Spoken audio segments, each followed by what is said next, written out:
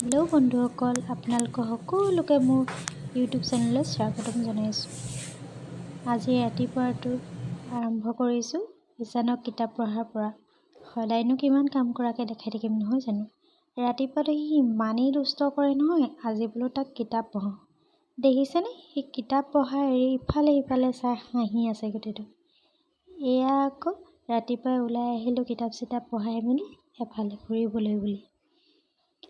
তাৰ ফুৰিবলৈ যোৱা বুলি ক'লে ক'বই নোৱাৰা হৈ যায়। তাৰ হাঁহিটো চাবচোন, ইমানেই ফূৰ্তি, ইমানেই ভাল পাইছে। আহি একেবাৰে গাড়ীত বহি ল'লোঁ। এয়া তাৰ ষ্টাইল দেখিছেনে, যিটো ষ্টাইলত গৈছে যেন ডেকাহে ল'ৰা। এয়া আমি আহি আছোঁ, পিছে ক'তনো আহিছোঁ ক'বলৈকে নহ'ল নহয়। আমি সোণাৰীলৈ বুলি বিশেষ এটা কামত ওলাই আহিছোঁ। বহুত দিন হ'ল এইটো ৰাস্তাইদি অহাই নাই, পিছে আজি বোলো অলপ ওলায়ে আহোঁ। এয়া আমি আহি আছোঁ। মই পিছে জেগাবোৰৰ নাম নাজানো দেই, বিশেষ কিছুমান জেগাৰ নামহে জানো। সেইকেইডোখৰ মই আপোনালোকক ক'ম বাৰু, কিয় মোৰ বাবেনো বিশেষ সেইকেইডোখৰ ঠাই। এয়া আমাৰ টিকলু মাইনাটো শুই গ'ল দেখিছেনে গাড়ীতে। সিও শুই গ'ল, গাড়ীখনো ঠাণ্ডা হৈ গ'ল। মই আমন জীৱন গৈ আহি আছোঁ আৰু।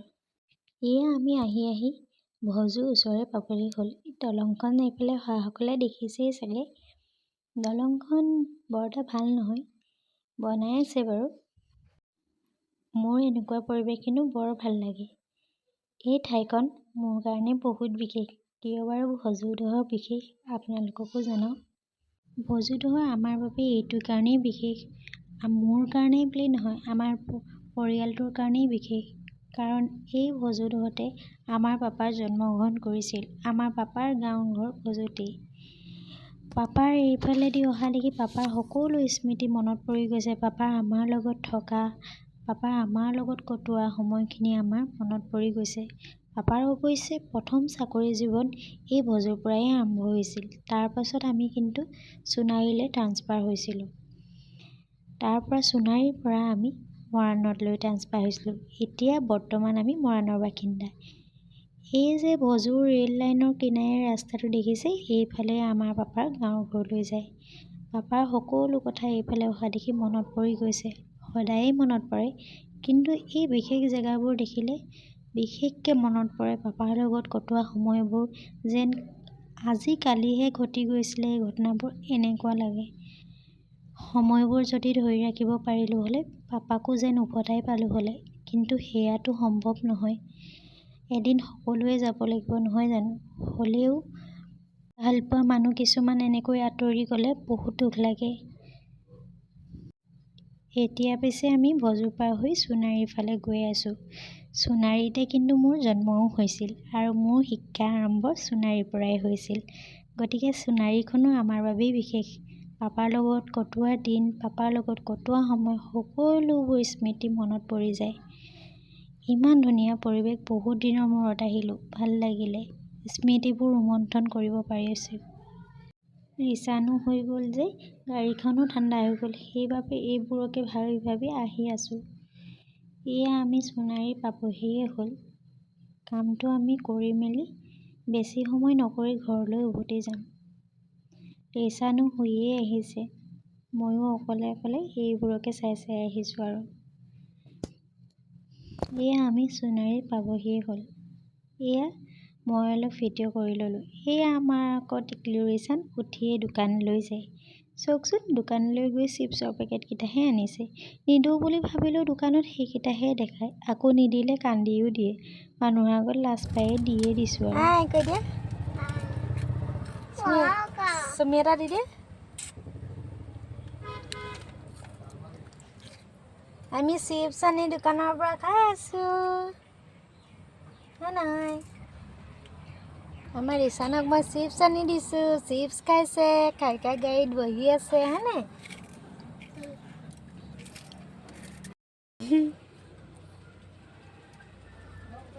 বাবা, ইমান ধুন লাগিছে তোমাক। হাই দি দিছা ঈশান, মাক চিপছ এটা দিবা নেকি? দিয়া, থেংক ইউ, থেংক ইউ। খাই দিলে দেই, তুমি খাই দিয়া এতিয়া। পানী অলপ খাবা আছেতো খাবা নেকি দিম দেই খাই দিবা 1 মিনিট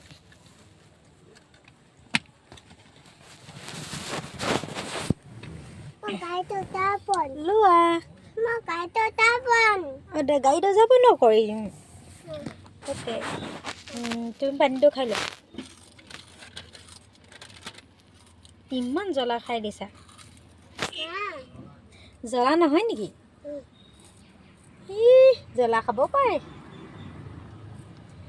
জ্বলা নহয় বোলে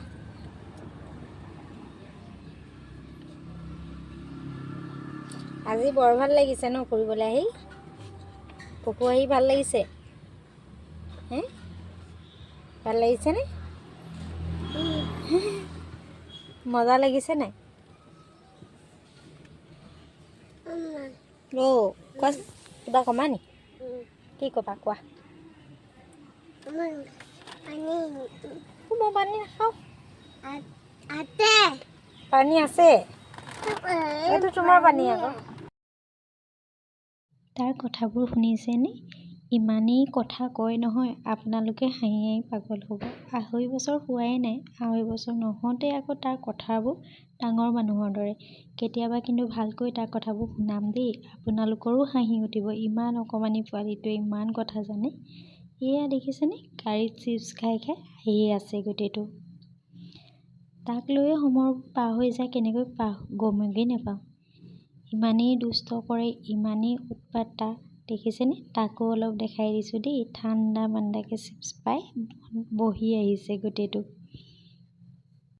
এয়া আমি কাম বন কৰি মেলি ঘৰলৈ উভতিলোঁ কিন্তু আগৰ ৰাস্তাটোৱেদি আমি হোৱা নাই কিন্তু দেই আমি আকৌ চেপন হৈহে ঘৰ ওলামগৈ মই পিছে এইফালে আনকালৈ অহা নাই আজিহে প্ৰথম আহিছোঁ ভাল লাগিছে পৰিৱেশবোৰ দেখি গাঁৱলীয়া পৰিৱেশ এইবোৰে চাই চাই আহি আছোঁ আৰু এয়া দেখিছেনে আমাৰ হিৰো আকৌ গাড়ীত থিয় হৈ পিছফালে গাড়ী চাবলৈ লাগিলে মই ভালেই পাইছোঁ উৎপাত কৰাতকৈ আৰু এইবোৰকে চাই আহিছে মোৰো শান্তি হৈছে অলপ নহ'লে বৰ উৎপাত কৰে সি ফুৰিবলৈ অহা বুলি ক'লে তাক একো নালাগে এয়া দেখিছেনে তাৰ দুষ্টামিবোৰ এয়া আকৌ ককায়েকলে কিবা এটা লৈছে এয়া আকৌ ল'ৰাইনো কিমান খাই থাকিব মাকেওতো খাব লাগে নহয় জানো মাকৰো পেট আছে নহয় গতিকে বোলো মাকেও খাই লওঁ বুলি ভাবিলোঁ গাড়ীত গৈ থাকোঁতে আকৌ জমনিৰ কথা কি জানো ওলালে সেইটো সময়ত পাহৰিয়ে থাকিলোঁ আৰু তাতে মই আকৌ হাঁহি ধেমালি কৰি কথা পতা মানুহ পালে বৰ ভাল পাওঁ আৰু এনেকৈ জমনি হৈ থাকিলে ভালো লাগে দিয়কচোন লগত যোৱা মানুহবোৰো জমনি সেইটো কাৰণে হাঁহি হাঁহি গৈ আছোঁ আৰু চিপছ খাই খাই এয়া দেখিছেনে আমাৰ ৰিচানেও আকৌ সেইফালে পিছফালে ছাইডত খাই খাই মনে মনে বহি আছে নহ'লে মোক ভিডিঅ' কৰিবলৈ শান্তিয়ে নিদিলে এয়া দেখিছেনে ক'ৰ পালোহি নাজানো ৰেল লাইনডাল পাৰ হৈছোঁ জেগাবোৰ মই চিনিও নাপাওঁ এয়া আমাৰ ৰিচান চাওকচোন ধুনীয়াকৈ চিপছ খাই আৰু আজৰি হৈ বহি আহিছে এয়া ইমান ধুনীয়া বাগানৰ পৰিৱেশ দেখিছেনে মোৰ আকৌ এনেকুৱা পৰিৱেশ বৰ ভাল লাগে আমাৰ ঘৰৰ ওচৰতো বাগান এখন আছে আপোনালোকক মই আগতে দেখাইছোৱেই মোৰ কিন্তু এনেকুৱা পৰিৱেশত বৰ ভাল লাগে এয়া আমাৰ আকৌ টিকলু ৰিচানৰ গাড়ীত গান বজা দেখি নাচিবলৈ লাগি গ'ল দেখিছেনে তাৰ উৎপাতবোৰ পেটো ভৰিলে নাচিবলৈও লাগি গ'ল ইমানেই দুষ্ট নহয় কেনেকুৱা নাচিছে দেখিছেনে বাৰু লগতে আকৌ মোকো নচুৱাইছে চাওকচোন মই কিন্তু জীয়ৰীতে নাচিবলৈ বৰ লাজ কৰিছোঁ এতিয়া আকৌ ল'ৰাৰ লগত নেনাচি নোৱাৰি মানুহৰ আগতে নাচিছোঁ আৰু উপায় নাই দেখিছেনে সি যেনেকৈ নাচিব লাগে নাচিছে মোকো তেনেকৈয়ে নাচিবলৈ কৈছে তাৰ ষ্টাইলত মানে ক'ৰ পৰা দেখে সিহে জানে আৰু দেই আজিকালি ল'ৰাবোৰ আমাৰ আগৰ দিনৰ দৰে নহয় চব কথাই সিহঁতে জানে এয়া আমি আহি চেপন পালোহি চেপনডোখৰ আমাৰ কাৰণে বহুত বিশেষ কিয় জানেনে কাৰণ চেপনতে আমাৰ পাপাৰ চাকৰি কৰিছিল তেওঁ ইয়াত চাকৰি কৰি থকা অৱস্থাতেই 2021 চনত আমাৰ মাজৰ পৰা গুচি গৈছিল এই জেগাডোখৰলৈ আহিলে বহুত দুখ লাগে বহুত বেয়া লাগে পাপালে মনত পৰে এই বজাৰখনৰ পৰাই তেওঁ গধূলি ঘৰলৈ বজাৰ কৰি লৈ যায়। চানা লৈ যায়, বাদাম ভজা লৈ যায়, লৈ গৈ পিনে মোৰ হাততেই দিয়ে।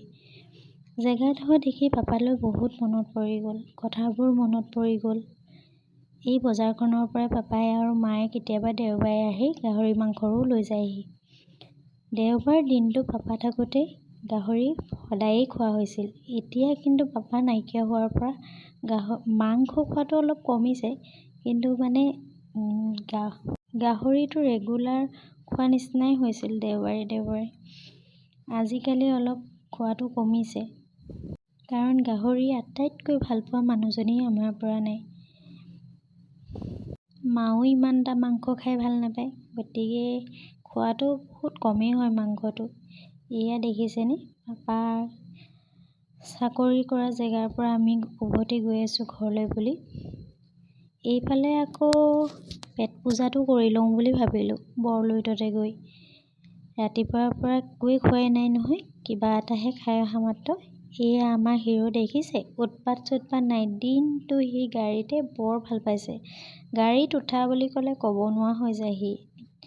মানে দিনে ৰাতিয়ে ঘূৰাই লৈ ফুৰিলেও সি মানে আমনি নাপায়, মানে গাড়ীত উঠি ইমানেই ভাল পায় গাড়ীখন বুলি ক'লে সি। এয়া দেখিছে তাৰ হাঁহি ফূৰ্তি, আকৌ নাচিবলৈ লাগি গ'ল। তাক লৈয়ে সময়বোৰ পাৰ হৈ যায় আৰু। এয়া আমি আহি বৰলুইত পালোহি।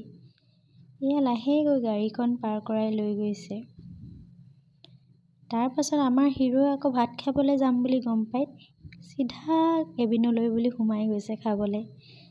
এয়া আমাৰ বাইদেৱে মেনুখন চাবলৈ লাগিলে, আৰু আমাৰ পোৱালি একদম উৎপাত। খাই উঠি দেখিছেনে, পাণ এখন খাই লওঁ বুলি ভাবিলোঁ। বৰলুইতৰ পাণখন মোৰ বৰ প্ৰিয়। এয়া পোৱালীয়ে খাই উঠি আকৌ গাড়ীলৈ দৌৰ মাৰিছে। এয়া আমি আহি বৰলুইতৰ পৰা মৰাণৰ দিশলৈ গৈ আছোঁ। এই মন্দিৰটো দেখিছেনে, চেপন পাৰ হৈ বিষ্ণু মন্দিৰ বুলি কয়। এই মন্দিৰভাগ দেখিলেও পাপালৈ মনত পৰে। পাপাই প্ৰায় এই মন্দিৰভাগৰ কথা কয় আমাক।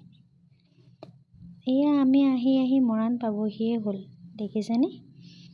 তাৰ পাছত আকৌ ঘৰলৈ বুলি ভাবিলোঁ কিবা এটা লৈ যাওঁ। অকণমানি ভাগিনটো থাকি আহিলে যে। এয়া স্কুলৰ ল'ৰা ছোৱালীবোৰ ছুটি হৈছে, ঘৰলৈ গৈছে। তাহাঁতক দেখি আকৌ মোৰ স্কুলীয়া দিনলৈ মনত পৰি গ'ল। ৰাতিপুৱাই ভাতকেইটা খাই স্কুললৈ যাওঁ, আকৌ লৰালৰিকৈ ভোকত স্কুলৰ পৰা লৰালৰিকৈ আহি ভাতকেইটা খাওঁহি। সেই দিনবোৰ মনত পৰি গ'ল। আগৰ দিনবোৰ আকৌ যদি ঘূৰাই পালোঁ হ'লে কিমান ভাল লাগিলে হয়। এয়া আমি আহি খটখটি পাবহি হ'ল। খটখটিৰ পৰা পিছে আমাৰ ঘৰলৈ বেছি দূৰ নহয়, অলপ গ'লেই পায়। এয়া আমি খটখটি পাইছোঁহি আৰু। ৰিচানেও ধুনীয়াকৈ বহি আহিছে, সিও চাগে বুজি পাইছে মায়ে কিবা এটা নিশ্চয় কৰি আছে, আমনি কৰিলে বুলিব মোক পিটিব। এয়া আমি আহি খটখটি পাৰ হৈ ঘৰ পাবহিয়ে হ'ল। কিন্তু ঘৰৰ গলি পাৰ হৈ আমি ভাবিলোঁ কিবা এটা লৈ লওঁ, কাৰণ পোৱালিটোৱে এক্সাম দি আহিছে, কিবা এটা দিলে তাক ভাল পাব, গতিকে তাৰলৈ কিবা এটা লৈ লওঁ ব'লকচোন। এয়া আমি তালৈ বস্তু লোৱা জেগা ওচৰ পাৰ হৈ গ'লোহি। মৰাণৰ যিসকল মানুহ তেওঁলোকে নিশ্চয় চিনি পায় দ্য কিটচেন বুলি ক'লে। তাত বৰ ধুনীয়া বনায় কিন্তু বস্তু। তাৰ পৰাই তালৈ কিবা এটা লৈ লওঁ বুলি ভাবিলোঁ। এয়া দ্য কিটচেন পাবহিয়ে হ'ল। তাৰ পৰাই তালৈ কিবা এটা লৈ মেলি আমি আকৌ ঘৰলৈ উভতিম।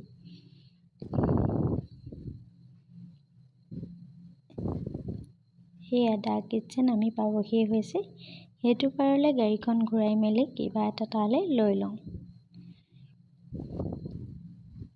আপোনালোকেও কেতিয়াবা আহিবচোন, ইয়াতে কিবা খাই যাব, বৰ ভাল লাগে খাই পিনে ইয়াৰ বস্তুবোৰ। পোৱালিলৈ কিবা এটা লৈ জল্দি ঘৰলৈ যাওঁ আৰু। এয়া তালৈ ৰোল দুটা লৈ ল'লোঁ, লৈ মেলি ঘৰলৈ যাওঁ আৰু। সিও চাগে বাট চাই আছে। এয়া দেখিছেনে আমাৰ পোৱালি ৰিচেন, ঘৰলৈ দৌৰ মাৰিছে মোক এৰি থৈ। আকৌ ভাবিছে চাগে মই মাক এৰি থৈ আহিলোঁ, কিবা খাবও মাক খাবও পাৰে। আকৌ উভতিও আহিছে মোক নিবলৈ, মাতি লৈ গৈছে, ভয়ে খাইছে চাগে সি। এয়া ঘৰৰ ওচৰ পোৱা দেখি সি দৌৰ মাৰিলে। এয়া আহি ঘৰ পাই গ'লোহি দেই। আজিলৈ মোৰ ব্লগটো ইমানেই। যদি ভাল পালে তেতিয়াহ'লে লাইক, কমেণ্ট, শ্বেয়াৰ আৰু ছাবস্ক্ৰাইব কৰিব আৰু ৰিচান আৰু মোক বহুত বহুত মৰম দিব। ধন্যবাদ।